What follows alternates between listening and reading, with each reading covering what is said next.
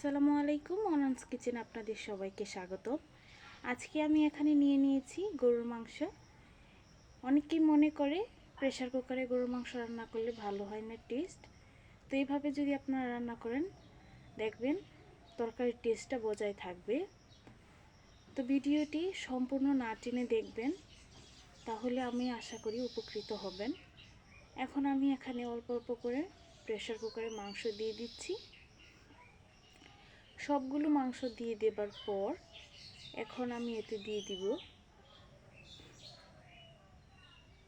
এলাচ, দারচিনি, লবঙ্গ আর তেজপাতা। দিয়ে দেওয়ার পর এখানে দিয়ে দিব এখন আমি 1 কাপ পরিমাণ পেঁয়াজ কুচি। পেঁয়াজটা আমি হালকা মোটা করে কেটে নিয়েছি।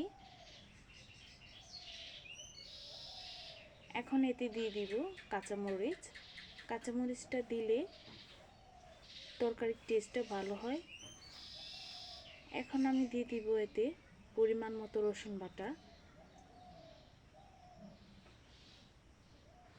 মাংসের মধ্যে আদা রসুনের পেস্ট একটু বেশি লাগে, আমি মাংসের পরিমাণ অনুযায়ী এখানে রসুন বাটা দিয়ে দিয়েছি। এখন এতে দিয়ে দিব আদা বাটা। এখন এতে দিয়ে দিচ্ছি স্বাদ মতো লবণ।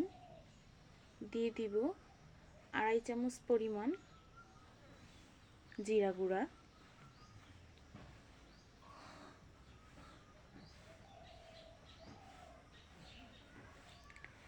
এখন এতে দিয়ে দিব 2 চামচ পরিমাণ হলুদ গুঁড়া।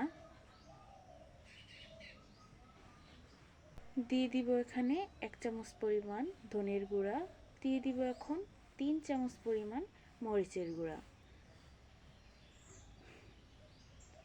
এখন এতে দিয়ে দিব তেল, সয়াবিন তেল।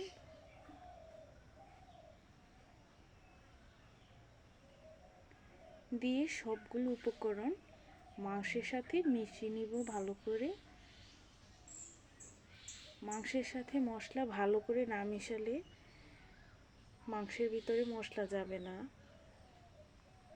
এখন মাংসটা আমি ম্যারিনেট করে পরিমাণ মতো পানি দিয়ে দিচ্ছি।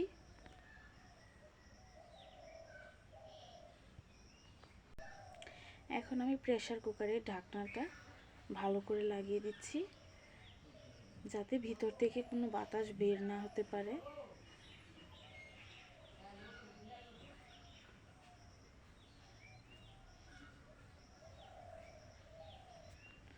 এখন আমরা ফিরে আসছি প্রায় 45 মিনিট পর।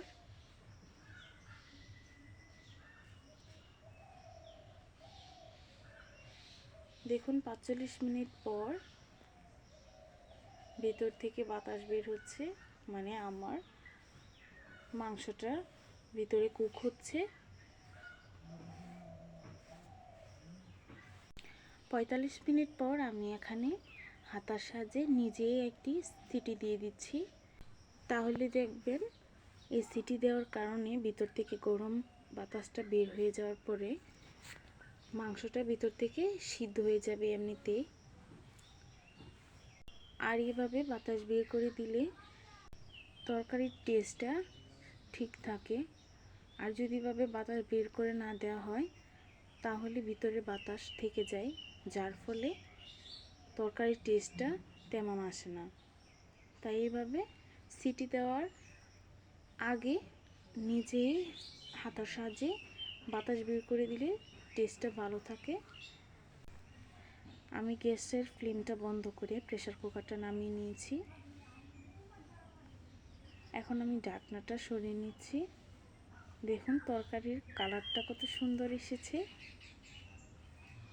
অনেকেই মনে করে প্রেসার কুকারে রান্না করলে নাকি ঝোল মাংসের সাথে মিশে না, কিন্তু আমি যেভাবে রান্না করেছি এভাবে যদি আপনারা রান্না করেন দেখবেন তরকারির কালারও সুন্দর আসবে এবং খেতেও টেস্ট হবে। মাংসটা আমি এখন প্রেসার কুকার থেকে একটা পাতিলে নামিয়ে নেব। নামিয়ে এখানে আমি হালকা একটু ঝোল দিয়ে আমি এটা 2-3 বার বলক এসে গেলেই কিন্তু তরকারিটা হয়ে যাবে। এখন আমি গ্যাসের ফ্লেমটা বন্ধ করে দিব। আমার তরকারিটা একবারে শেষ পর্যায়ে। তো এইভাবে মাংস রান্না করলে টেস্টটা বজায় থাকবে, প্রেসার কুকারে এইভাবে রান্না করলে। তো আমার ভিডিওটি ভালো লাগলে চ্যানেলটিকে সাবস্ক্রাইব করবেন।